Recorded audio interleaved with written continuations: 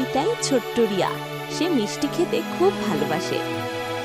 Chocolate, laddu, ice cream যা পায় তাই খায় রিয়া। কিন্তু রিয়া দাঁতের যত্ন নেয় না একদমই।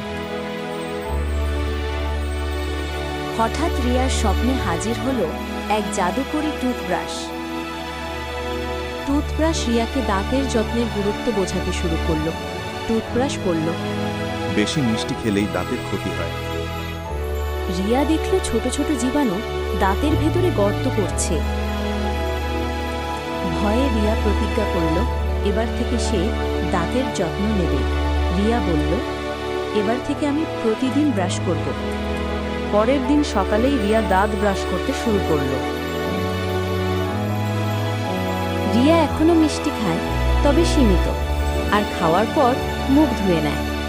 শিশুরা মনে রেখো, মিষ্টি খাও সীমিত, আর দিনে 2 বার ব্রাশ করো।